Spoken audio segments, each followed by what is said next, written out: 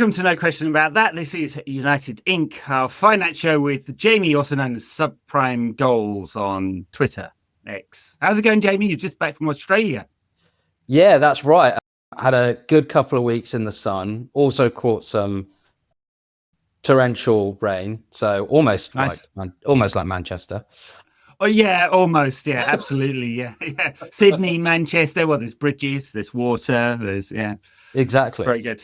I wondered whether you were on a scouting mission to go check out the A-League, which has a finance angle to it, of course, because they desperately need a bailout. They've been asking the Australian Sports Ministry to bail them out to the tune of 2 million Aussie dollars, which I think is about £5.27 or something like that. Yeah, I mean, it's funny you say that. I did go and see not an A-League game, but I went to see Sydney FC in the Asian version of the Europa League. It was an interesting standard. I can see why they've got less prize money in the Club World Cup, but I did get to see Douglas Costa still strutting his stuff on the pitch. Wow. And also Joe Lolly, of all people, who scored with about 15 minutes to go, made it very interesting. They were trailing 2-0 from the first leg, but they hit the woodwork a couple of times and they missed a host of chances. But I think in what can only be described as a Mourinho-like performance from, I think they're called Lion City, the team that they were playing. Are they Singaporean? Where's Lion City? Yeah, Singaporean team. Yeah, they put out a Mourinho-like performance to squeeze out a 1-0 loss, and they got through to the final. You know what? I just, the moment I said that, I was like, edgy, sad bastard. How the fuck do you know that? Like some corner of my brain somewhere said, oh, I know where they're from. Yeah, I could probably tell you their stadium name and its capacity and their record. Just sad. All right, we've got packed agenda. We're going to talk about women's football because Manchester United have qualified for the Women's Champions League. So we'll break down some of the finances there. So Jim's potential sale of Nice, what it looks like and why. The Club World Cup, it's United obviously not involved, but it does impact us because Chelsea and City are involved in that one. And we'll round out with some transfers. So everyone who's watching this on YouTube can forward straight to the transfer bit because that's all they want to hear. So, yeah, it's true. But we're talking a little bit about can we afford some of these transfers and what would a Bruno transfer to the SPL look like? Like the Saudi Pro League, not the Scottish Premier League, although it would be a fucking great story if Celtic came in and bought Bruno, wouldn't it? Celtic or Rangers with the Rangers, yeah, with Patrick Stewart over there now. He's not well liked. No, I saw that Patrick Stewart was trending on Twitter yesterday. I was like, my immediate thought was, oh no, he's died. Yeah, I will have to go. Yeah, that's the actor that is. And then it was a bunch of Rangers fans saying, Patrick Stewart, beam yourself out of here. I'm like, okay. Yeah. Former Manchester United CFO, now CEO at Rangers, and obviously Celtic are beating them all over the place at the moment. Women's football. So Manchester United are guaranteed at least third in the WSL. They could come second, theoretically. They'll beat Arsenal this weekend. There's a bit of change around in points and stuff like that. But what does it mean for Manchester United to qualify for the Champions League? Well, financially, not much is the answer. It's not like the Men's Champions League where there are untold riches on offer now in this Swiss format. So they will go into a group stage. That was not true the last time. If you remember, we played Paris, got knocked out. So they will go into the group stage. We were on the 25 to 27 cycle. So total revenue allocation is 18.2 million euros. That's across a whole competition, right? So yeah, it's always unfair. And I know women's football fans get really pissed off when we do this, but to compare it to the men's game, a qualifier for the group stage or the Swiss format group stage in Champions League is guaranteed at least 60 million euros, something like that. So it's 3 times as much as the entire pool. It's split between performance-based, so prize money for each stage, a bit like the Champions League, Men's Champions League, and then 50% is a kind of fixed allocation for all the clubs that are in it. Starting fee of 505,000 euros. It will increase. by €165,000 from 2027. Woohoo! Yeah, like the prize money is obviously still nowhere near the men's, and I think as the women game continues to grow, we will see that Increase, yeah. we will see it increase. But I think for the structure of the women's team, I think it's an important step. Right, this is, I think, the first time that in consecutive seasons the United Women's team have now qualified for the Women's Champions League, and I think, you know, whilst the men's team is obviously still floundering somewhat, it's actually nice to see that, you know, a team that, okay, structure could be improved, but we do have a team that is actually performing reasonably well. Yeah. And when it comes to budgets, whilst the money in absolute terms is not overly significant in comparison to the men's game, actually for the women's game, it's pretty important. You know, I think, I can't remember the number off the top of my head, but I think the United women's team has around about 10 million. 9 and a bit, yeah. Yeah, nine and a bit of revenue. And they're basically spending all of that on their cost base. You know, coincidentally, that's about half of the Chelsea women's team's budget. Yeah. And so actually qualifying for the Champions League, if we're thinking about being self-sustaining, which, you know, traditionally the men's team has always been, actually, you know, cementing themselves as, you know, frequent Champions League participants is only going to be a good thing. And I think, you know, as and when over the next few years, the men's team starts to become more profitable, you could see a scenario, I think, where the women's team does get more investment and is, you know, okay, somewhat subsidized by the men's team, but I don't think that's a bad thing. No, and when we're talking about £9 million a year in revenue, as you said, Chelsea at about 20 ish.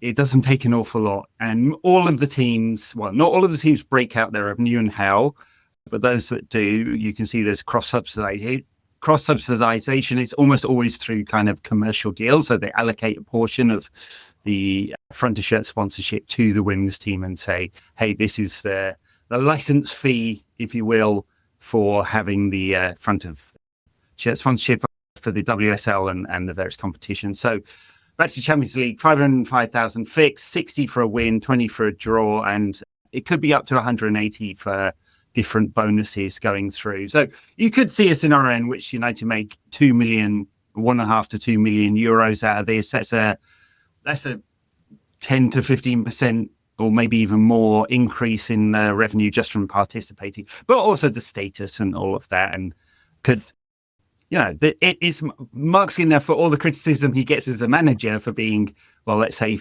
rude, his wife is correct, not very pleasant as a person, although he comes across as very affable on the TV. I think behind the scenes that is not exactly true.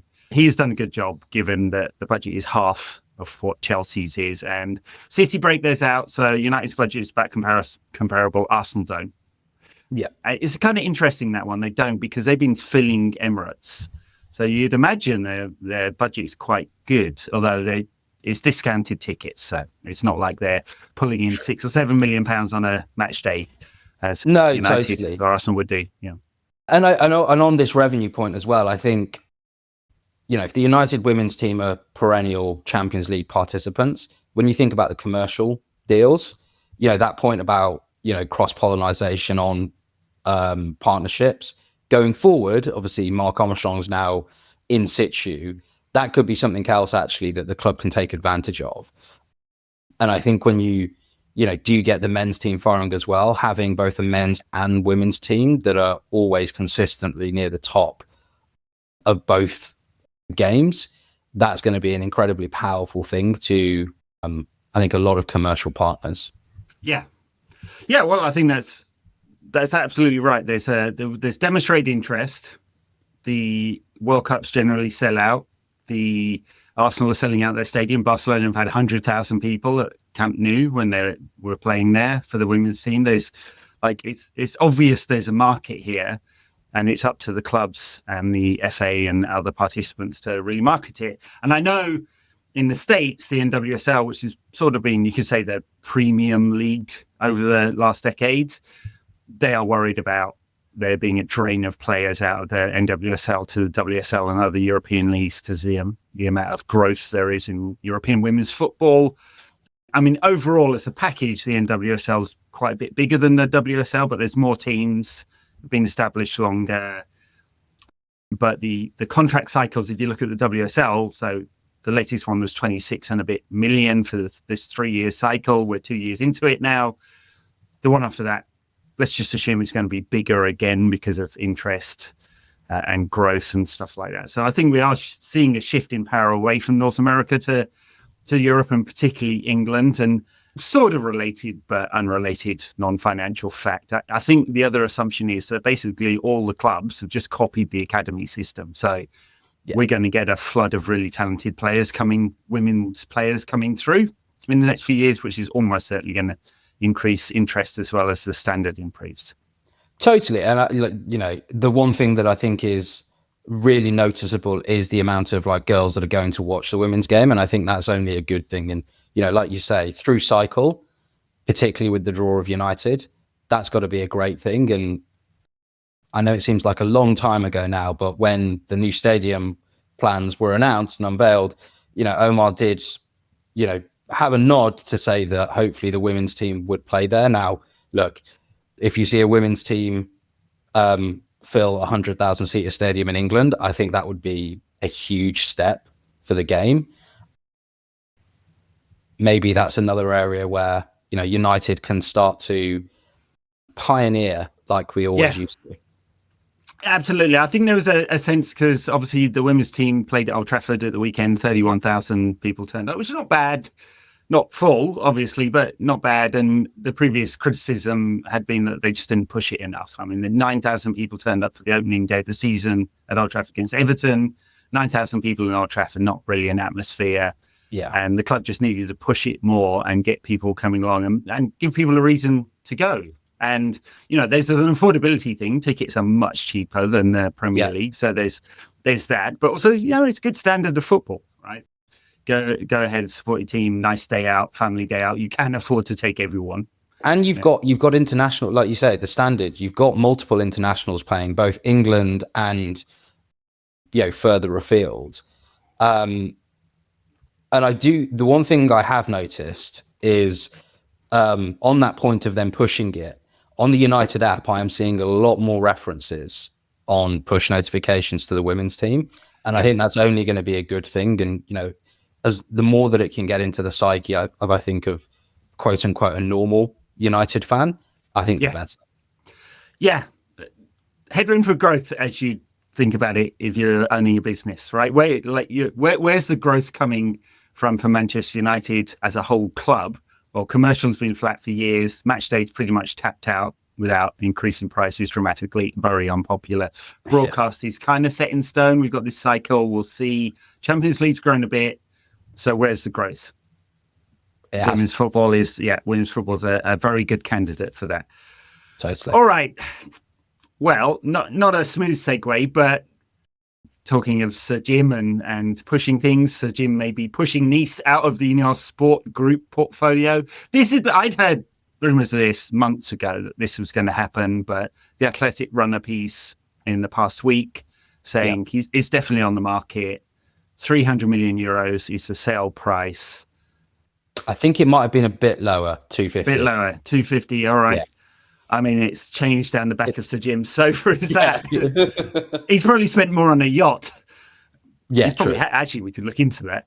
How much did Sir Jim's yacht cost? Or his apartment in Monaco? It would be like his 300 square foot, 1-bedroom apartment in Monaco would cost 250 million euros. Yeah. Totally. Yeah. Well, how do we feel about this? Because it's an interesting one, because there was some thoughts that United might be going down the multi-club route.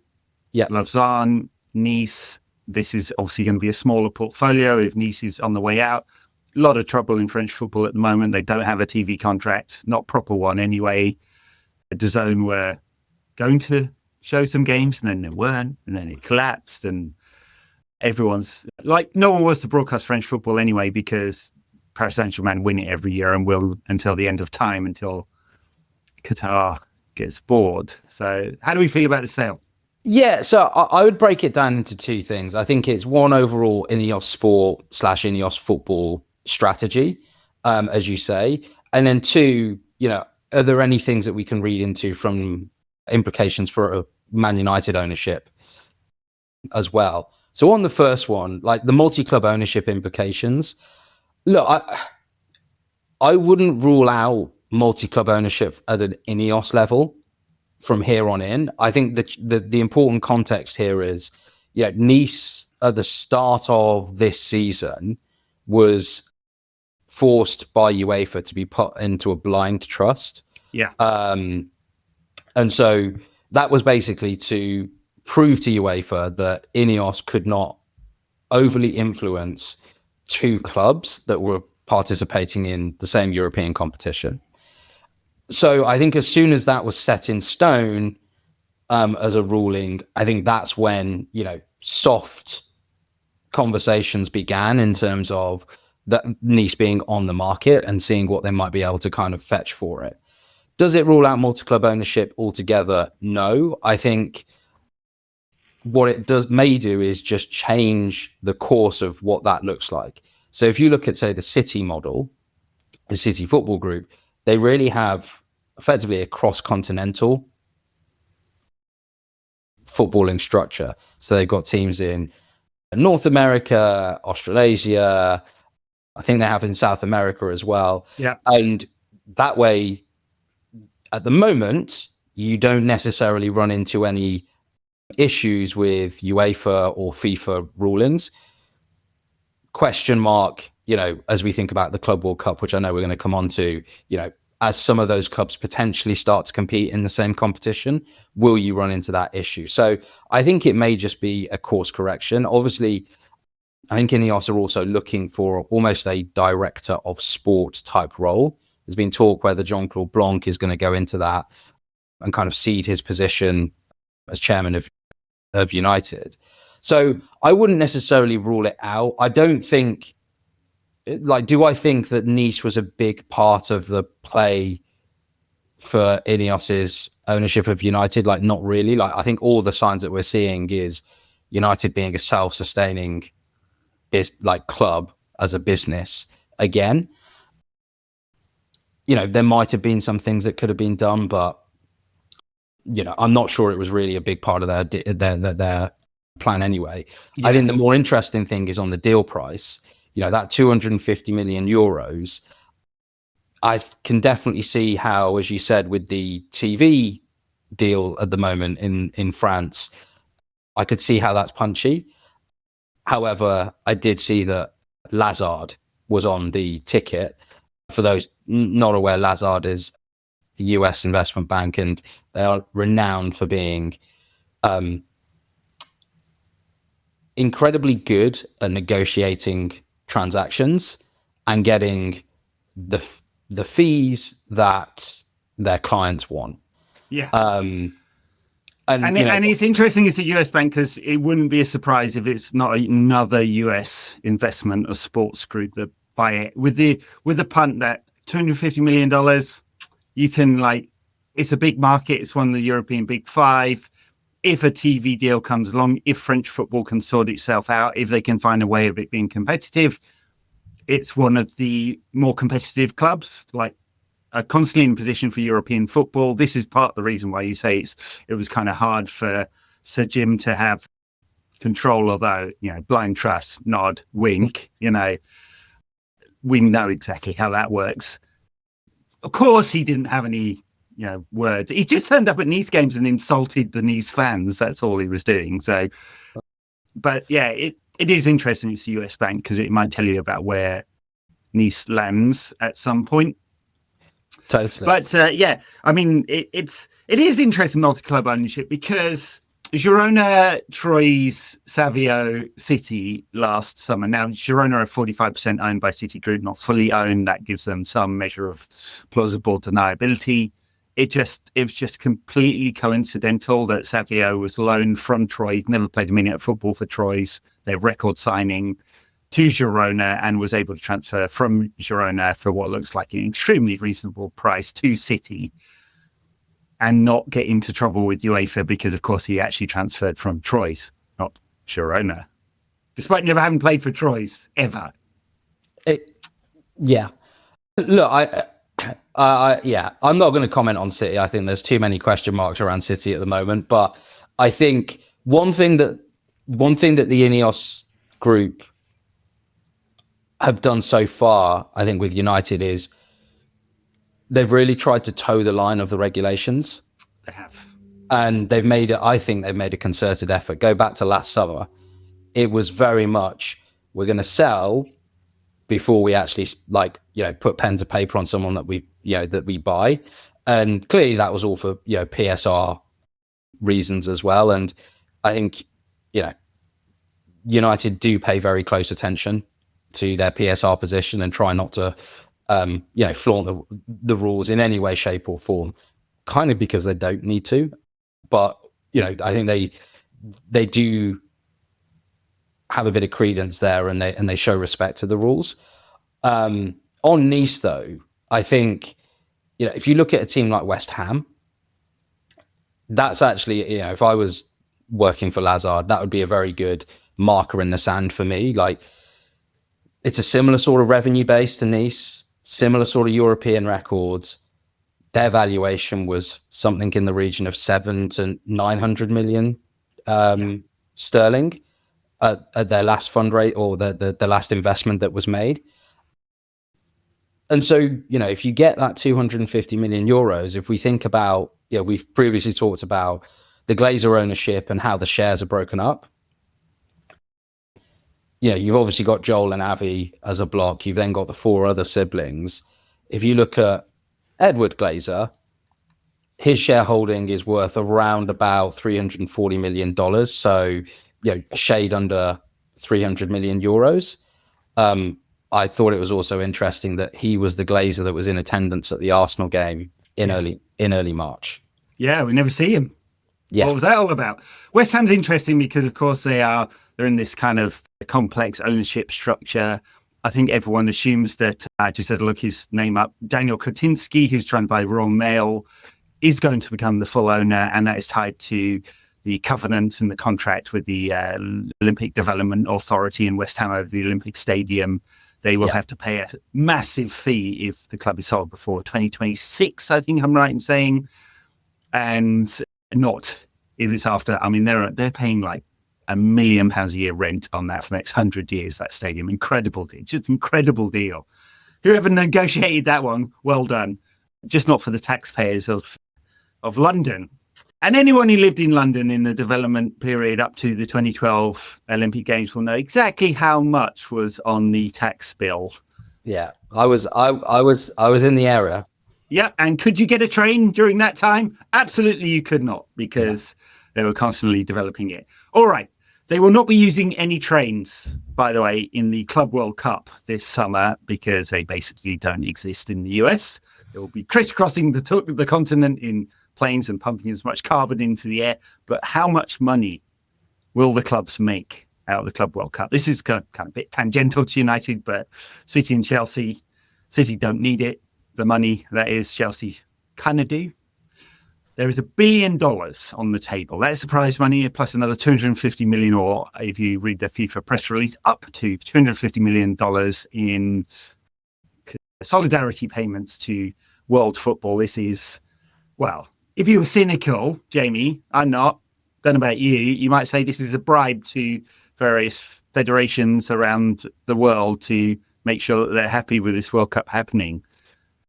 Those pitches in Trinidad or Lagos or South London or wherever that FIFA builds and not lining the pockets of FIFA delegates. Definitely not.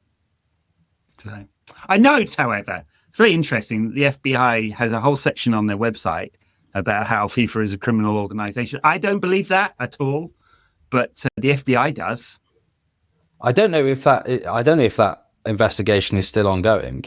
No, whole people went to prison and Chuck Blazer died before they could lock him up in Sing Sing for the next 25 years to life. Yeah. Anyway, the money, $1 billion. $1 billion is split about 50-50 between sort of facility fees I pay to join and prize money. It's split by federation as well. So European clubs will get more than Oceanic clubs. There is the power play, I guess. And then in terms of like per club fees, $2 million per win. Oh, per club, per game. Around 16, 7.5, quarterfinal, $15, semifinal, 21, finalist, 30, winner, 40. So add that all up and the winner could make $125 million out of participating. Plus, by the way, that's just facility fees. They also get training fees, which I think are $50,000 a day. And for the month of the Club World Cup, not bad if you can get it. Yeah, it's a real shame that United aren't in that. If only we were better on the pitch. If only we were any good, yeah. So sadly, the Europa League will not get us entry to that this summer. I mean, not that the players need any more games, but the money would be useful. Yeah, I think. I'm not sure how well this will be watched in the UK, at least. I think in certain parts of the world, like South America, this has traditionally been a competition that has been incredibly well viewed and a competition that has been well sought after to win. I think the cachet of it will need to increase for that, for a similar feeling in Europe. But I do think, £100 million or $125 million, £100 million for potential winners for 7 games is unbelievably lucrative. Oh, yeah. And if we're thinking about, the competitive balance, rewind to Super League, it's another mechanism for, that division just to get wider and wider. Because the reality is, it's City and Chelsea at the moment from the UK. Depending on how this expands or evolves, you're going to have at least 2 or 3 teams revolving probably every single year. And that, traditional big 6, top 6, etc., are going to continue to move away. I know when the Super League was first came about or got aired publicly, I think there is a bit of tension between UEFA, FIFA, and definitely like the Premier League and some of the bigger teams in Europe. And I do wonder whether this is a way of, also appeasing them. The reality is UEFA, FIFA make an incredible amount of money out of these tournaments that they host. And the reality is the IP of those tournaments is driven by the clubs. Yeah. And, I remember speaking to an old colleague and, they referred to FIFA and UEFA as the unregulated taxman of football. And so, I don't think I think FIFA have been pushing this for a while, but I don't think it's a coincidence that the prize pool is so big. It looks like it's going to be entirely funded by the TV deal, which DAZN have signed. So DAZN have stepped out of Ligue 1 for $100 million break fee and decided to put $1 billion down for the Club World Cup. Well, it's interesting, that one, isn't it? Because there have been certainly times over the years where DAZN look like they might get, have to go into Chapter 11, that they were unsustainable as a broadcaster. Obviously, sports broadcasting is all about rights. You don't have the right rights. There's no chance that you exist. They put $1 billion down on the table for the FIFA World Cup and miraculously signed a deal with investment from the PIF in Saudi Arabia shortly thereafter, and Saudi Arabia won the rights without competition to the 2034 World Cup shortly after that. A series of coincidences. Amazing stuff. I refer people to the FBI website. One other interesting thing of the Club World Cup is just how expensive it is. And this will give you an indicator to what the 2026 FIFA World Cup in the States and Mexico and Canada is going to look like too. So this is anecdotal, but so FIFA's strategy for selling tickets was to combine the Club World Cup with the FIFA World Cup, knowing that the attendances and the demand for FIFA World Cup tickets in 26 would be really high. So they tied ticket packages to the Club World Cup as well to try and boost attendances, and also their crypto NFT trading cards. So if you bought to get FIFA to guarantee first dibs on 2026 World Cup tickets, you had to either buy 15 Club World Cup tickets or buy one of those special crypto packages or both. So gold, platinum package. You basically had to spend thousands of dollars to guarantee your first dibs on World Cup tickets. As the highest category in the World Cup, I think they're at $15,000 for tickets, so incredibly high. Club World Cup, right? Just to give you a sense. So if you thought, oh, we'll go, right? So there's 6 games in Seattle, where I'm based. Some of them are Sounders, some of them are so Inter Milan, River Plate, Auckland, one of the South American teams, another one I forget, sorry now, and Seattle Sounders are involved.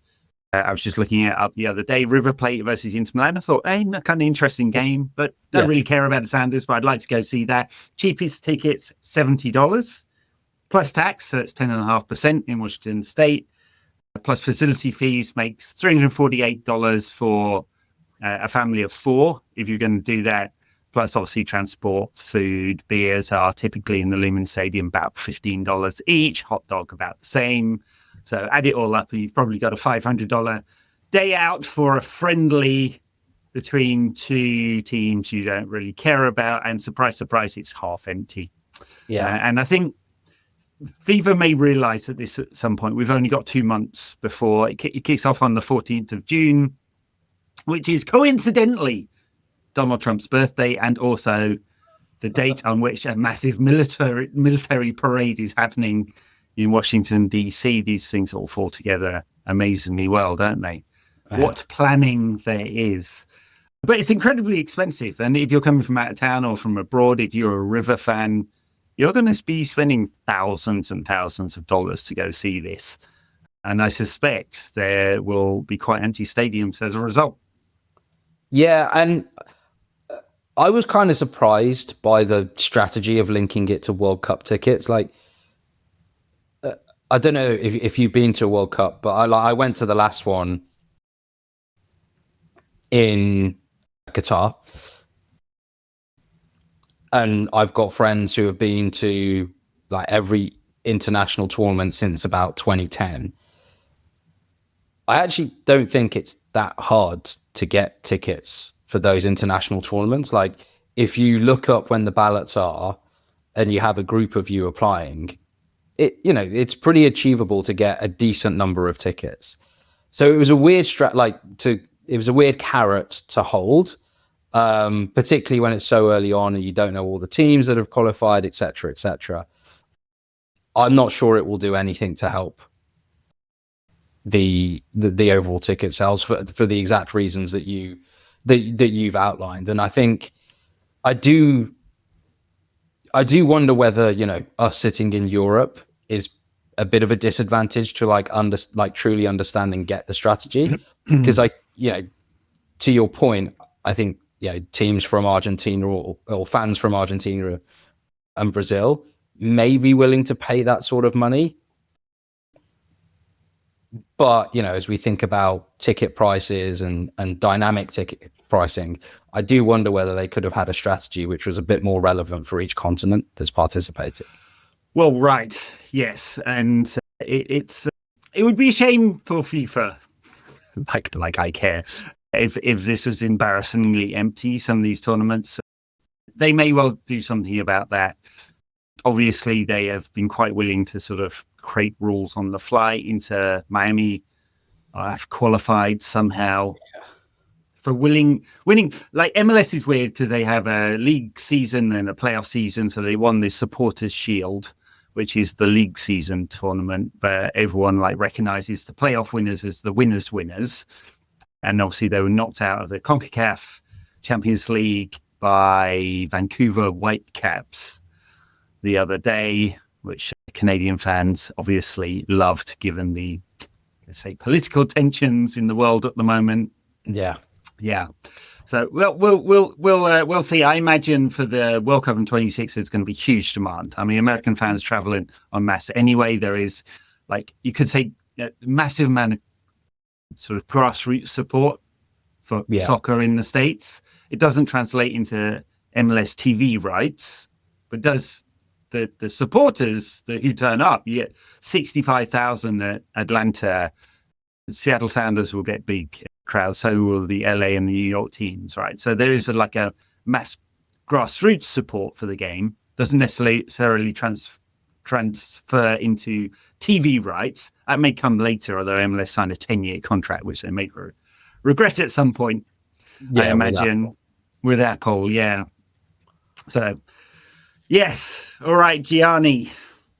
And I wonder, I do wonder whether this will also dilute the Champions League. I wonder if they've got any concerns about that as well. Yeah, a bit like the dilution of the Champions League by, winners of the Europa League who may not be in European positions. Wonder whether they have that concern for the Club World Cup as well. I mean, it's amazing. After 10 years of the Europa League winners qualifying for the Champions League, suddenly this is an issue. Who'd have thunk it? How did that happen? Yeah. I imagine that once Bodo Glimt win in Bilbao at the end of May, I imagine that concern will disappear rather quickly. Exactly. Yeah. All right. Let's get on to the exciting part, shall we? Transfers. The bit that everyone has been waiting for. Yeah. Everyone's scrolling through the chapters on YouTube. Oh, yeah, transfers. Right. So, can United afford to buy Matheus Cunha, Liam Delap, and Brian Mbeumo, and anyone else? What does it look like at the moment? Yeah, so, I know there was a clip from David Ornstein, I think on US TV, that came out a few weeks ago saying that, Cunha and Delap deals could be done, without needing to qualify for the Champions League. Raised a lot of eyebrows given all of the kind of rhetoric that's been going around over the last 6 months or so.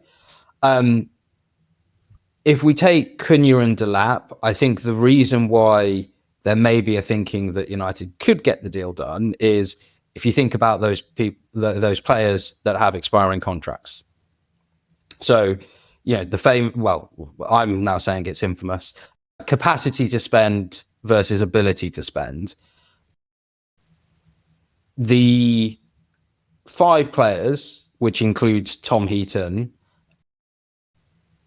is about 22.5 million in cost. If you exclude Tom Heaton, because there's talk that he may now actually be extending by a year, it's about 20 million in cost. So if you think about a 5-year deal for a player, that's effectively 100 million in transfer fees, amortized over 5 years. That's 20 million a year. That is how I think people would, say this is eminently doable. However, you do still have the cash flow situation. 180 million in total cash, including the credit facility at the moment, or as of December. 90 million of that is going to get taken up from historical transfer fees. So you've really only got a slush fund of 90 million. Now, the way that cash flow works, you'll get some season ticket income coming through before the end of June. There'll be some prize money that's paid out alongside a few other things. But I think the reality is, whilst United could buy Cunha and Delap, I think the reality in terms of how it gets done is that they would need to be negotiating installments of those transfer fees. Do I think that they would do Cunha and Mbeumo, for instance? No. If we think about the way I've previously talked about the transfer strategy is, one marquee player per year approximately. And then you've got those kind of players that are about 30 million. And then you've got players that are like up to 10 million that are like the real kind of like your Moises Caicedo from like 5 years ago that you're taking a bit of a punt on. I think it would be a Cunha or Mbeumo, and I think what they're probably doing is negotiating, quite simply. I think they want to get their marquee number one signing through the door first. Cunha does have a release clause of 62.5 million. Yep. However, typically with release clauses, they need to be paid up front and in full in cash. We saw last year with Xerxes, United paid a bit more than the release clause to stagger the payments. Yeah. I wonder whether they're probably doing that with Wolves. Yeah.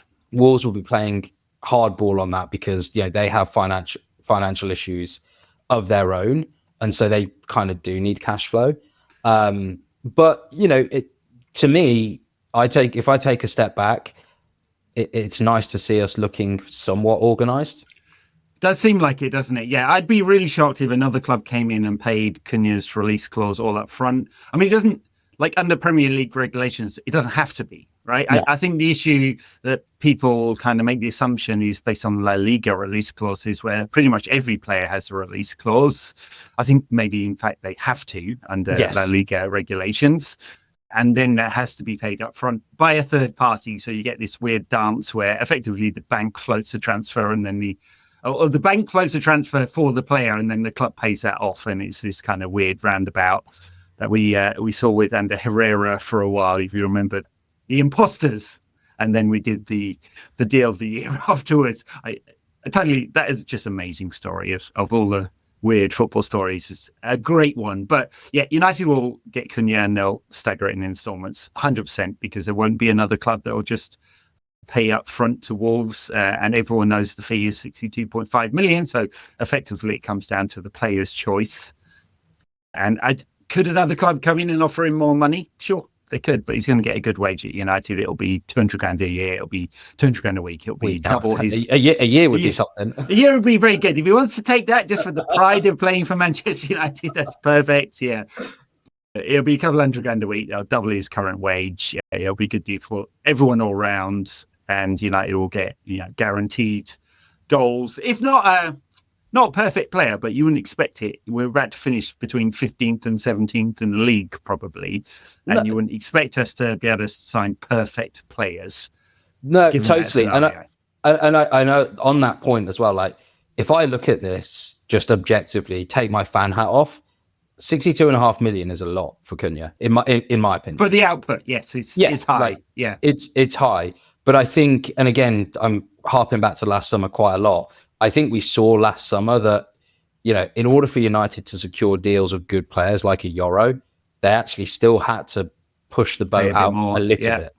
Yeah. And I think it's just I think it's just the reality of where we currently are, that actually the fact that there's a release clause, it kind of just means you don't need to, you need to negotiate on minutiae rather than kind of go through the full dance, as you say. And you can do it early, which is kind of important. Yeah, I do think that's pretty interesting in terms of how this deal is structured, and we'll look at that. Delap's the same, release clause 30 million, everyone knows it. That is in a sense, I mean, there's going to be a lot of competition for him, I imagine, at that fee. But it makes a lot of sense from a PSR point of view. 30 million over 5 years, his wages won't be massive. It's like he's going to look like a half of an Antony. Less, in fact, much less than a third of an Antony in terms of his annual PSR cost. And so, like, very, very doable, especially if we can manage to get some fool to actually pay for Antony this summer. Well, did you see his winner the other day? Yeah. I know, he's turned into a Brazilian after all. It was in there. It's a weird turn of events that I think he might actually be the most sellable player that we have now. Amazing. It's worked. I mean, we've had disastrous loans, and the Marcus Rashford one's on the fence. He had some good games, some bad, then got injured. Sancho's been a disaster, honestly, but it's unclear whether Chelsea are going to trigger that clause or pay us to not trigger it, I should say. But yeah, of all the loanees out, Antony being the best one. And look, we only need £32 million to break even on PSR. So, on his amortized fee, the wages is another one. I mean, he's just that deal. Absolutely mental. Yeah, I don't want to bore the listeners too much, but I've said it in that summer, Antony and Casemiro. I think when Ratcliffe was, making a pointed comment about, historical management, I do wonder whether that summer was really what he had in the top of his mind, because I'm sure that was the point where we just went, all in on the credit card. Yeah. And it hasn't worked out, No, and then you pay twice or maybe in 3 times. You pay to bring them in, you pay to get rid of them if you can't break even on the PSR, and then it has a cash flow issue as well. And so it's disaster from a footballing and a financial point of view. But maybe something can be salvaged if Antony goes for a decent fee. £32 million. I mean, it feels like when he's doing well, that is perfectly attainable for a lot of clubs. I mean, when he went there, we were like mid-table La Liga side, don't do great on cash. Betis, I'm not even sure they could afford that, honestly. No. And because they're the second team in their city, right? But someone might pay it. Atletico definitely could pay if it's them, which is the rumor in the past week. Yeah, and I think I was just checking where Betis was sitting in the table. I mean, they're sixth, right? So sixth with a bit of a gap to seventh, so they should be qualifying for Europe. Maybe that helped. Maybe that helps things out. But I do think, Cunha number one priority, and therefore get that deal done first, and then on the rest, sell to buy again.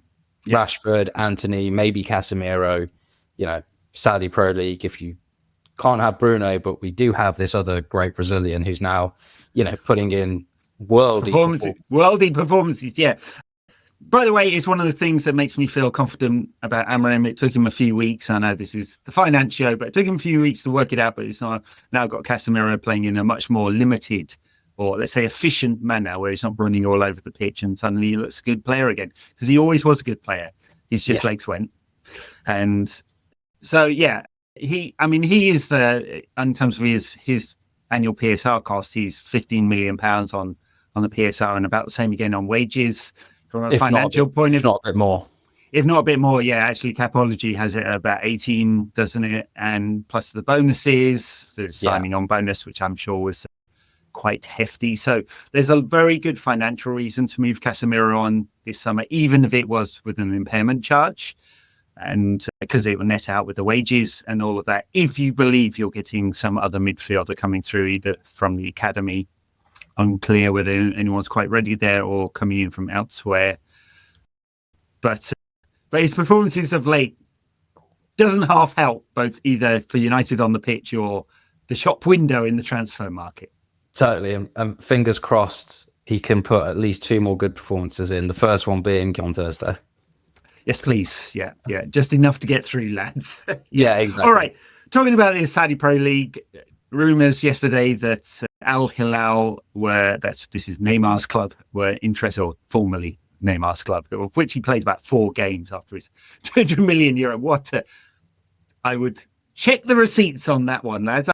Just again would refer you to the FBI's website on corruption in football. Like, what exactly happened there? But fantastic deal for Paris Saint-Germain, not so good for the Saudi Pro League. But rumours that they are interested in Bruno Fernandes. So quick recap for listeners or viewers on how Saudi Pro League is structured. I think a lot of the commentary in the British press kind of assumes they're like normal clubs in the European sense, that they've got one owner and their own budget, and they comply with FFP or PSR regulations. It's nothing like that, right? So the history of the first 30, 40 years of the Saudi Pro League was that it was all owned by the Ministry of Sport. Like, just soup to nuts. It was a competition run by the Ministry of Sport. You had some successful clubs that did well in the Asian Champions League, some of them. And in 22, obviously the transfer of Ronaldo kind of kicked off the new regime. And in 23, a complete restructuring where you got 4 clubs move under the PIF, or 75% owned by the PIF, 25% owned by unknown parties, maybe the Ministry of Sport, maybe various princes. It's all one blob of royalty in the fiefdom. And then you've got 4 other clubs who are owned effectively by entities that are owned by the PIF. Right? So it'd be Aramco or Saudi Telecom or the Saudi Mining Corporation, and so on and so on and so on.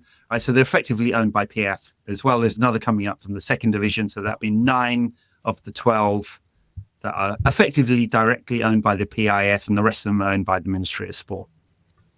There you go. That's how it's organised. So it's basically still one central entity, but I think with an eye on future commercial sale. Like, they might not always be owned by the PIF. It wouldn't be a surprise to me if there aren't some American private equity firms end up owning some of these clubs as well, or at least partially. A bit like Aramco is partially. Like, they didn't go with their float, but it's not 100% owned Saudi owned. There are some private equity stuff there. So that might happen too. So they could definitely afford him. They just decide to pay the money, like whatever number United come up with. Totally. Is there a number at which United would go, yes, we would sell? There's always a number. If there was a number, I would put it at somewhere in the region of about 150 million pounds. I think look, for clarity, I do not think that this will happen. No. But if there was a way to, in one fell swoop, course correct United's finances, it would be a big player sale. Yeah. I thought that last summer it might have been Rashford. Unfortunately, like, his form probably prevented that from happening. And, the financial picture hasn't changed all that much. Like, United still need cash, right? So if you get 150 million in, that basically funds your transfer window for this summer. And then you've got, I think you'll still have additional player sales on top of that to kind of clean out the squad. And I do think, they want to clean house with the squad as quickly as possible. Yeah. However, would Saudi be willing to pay that? The fees that they've been paying for players have been coming down. I don't think so. I think, maybe 2 or 3 years ago they would have done it. It would also make sense, not just from a cash flow perspective, but PSR. It basically kind of, a fee that big would basically wipe a slate clean for another 3-year cycle. I think this is very approximate, but if you exclude the add-ons of the Bruno Fernandes deal, there's about 8 to 9 million of balance sheet value left. So yes, but then you re-amortize that because of his new contract. So like that 8 to 9 million is not in 1 year. You just spread it over the 5 years. So he's almost at zero book value, almost, not quite. Yeah. So I think, look, it as we were saying off air, like, it's interesting that these rumors have come now rather than last year when they were actively trying to renegotiate his contract. Yeah. Maybe the same thing is happening again. I can't see how this leadership team are going to give him as good as he has been post the summer. I can't see how they're going to, give him another contract extension. No chance, 0 chance of that. I mean, he's already if not the best paid player, maybe the second best paid player behind Casemiro, and he seems like a good egg. What material difference would it mean to him to go from 350 a week to 375 or something? Like none at all. And it would be, in a sense, life-changing to move to Saudi if they stuck him on 200 million a year like they did with Neymar or something like that. But they haven't been, well, at least last summer they did not do those deals. They bought a bunch of younger players and trying to up the quality of the league generally, and not just the stars. But they will have to replace Ronaldo at some point, like as the marquee star in the league, the marketing entity. And like the other thing about the structure, I mean, this is not for outsiders. I think an awful lot of people assume that this was about trying to steal like broadcasting revenue from European clubs or something like that. European clubs just saw this as a free money. Like, I mean, I've spoken to people who in the football world are just like, this was just a free injection of cash. We love it. And this is a tool for the internal Saudi population, which is one of the youngest on the planet, like average age of well below 30. And this is the MBS showing what a cool guy he is. Yeah. Like, he's not busy hacking up journalists. He's giving you this wonderful football tournament. Yeah. And for the clubs, like, it came at exactly the right moment. Oh, in terms of post-COVID, yeah. Post-COVID, post-TV deals starting to slow down in the growth of the TV rights. It was a way to just kind of basically get rid of problems on their balance sheet. Yeah. And you saw that, like the players that Chelsea, moved on, Koulibaly, Hakim Ziyech, etc. Players that they'd bought for a lot of money and like didn't quite work out. Sadly, we were behind the curve, and I think it was only, is it Alex Telles that we sold?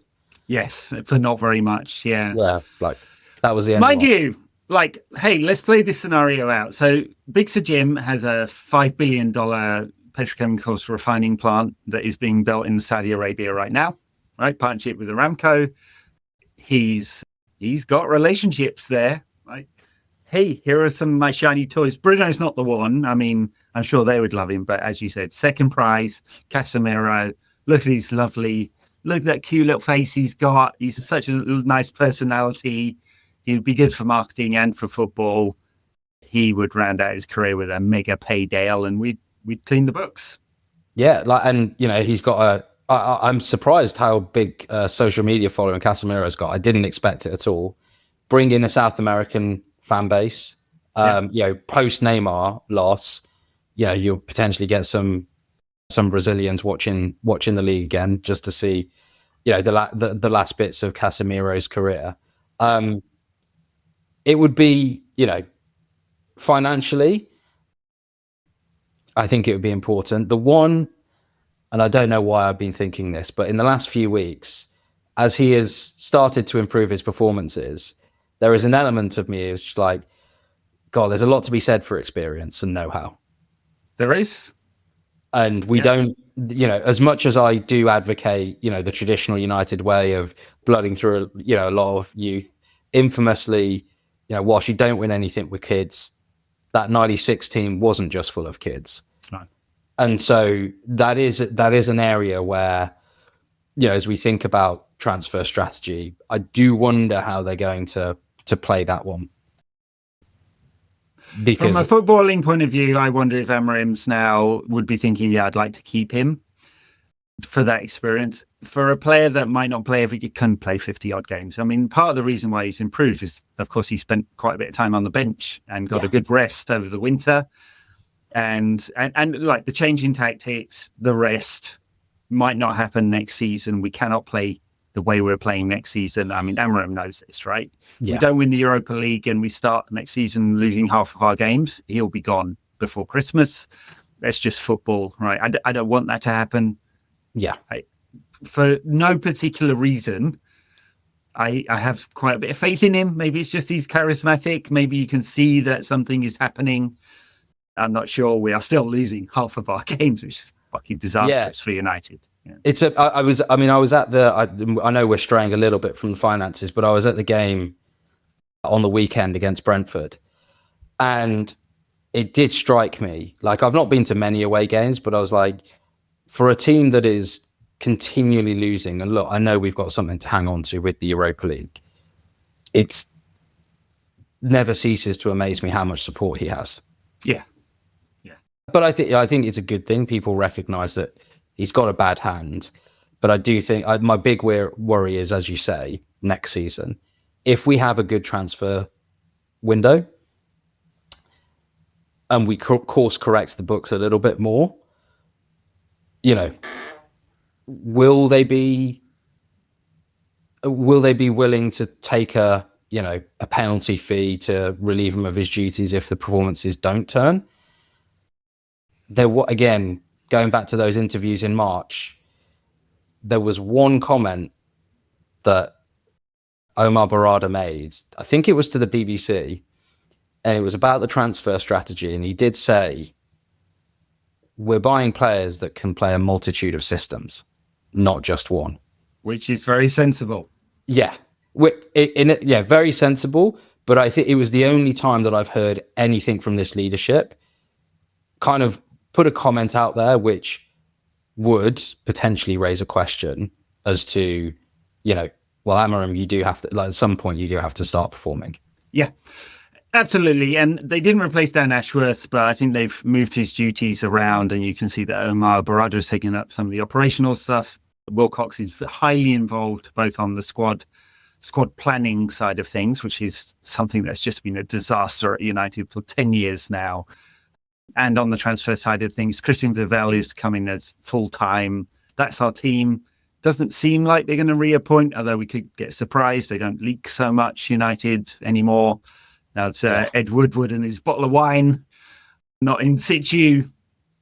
So we'll see. But I think the transfer strategy is pretty clear. It's going to be Cunha as the marquee signing, and then a range of younger players dependent on, do we win the Europa League, and what kind of deals can they strike in the summer. And we may see some interesting names that we haven't thought of before, because Vivel does not work in the open as well. I think we've seen this with most of his deals in the past. He's kind of like, he knows what he's doing. He didn't work out at Chelsea, but I think that's much more political than in terms of his the quality of the work he does. Yeah.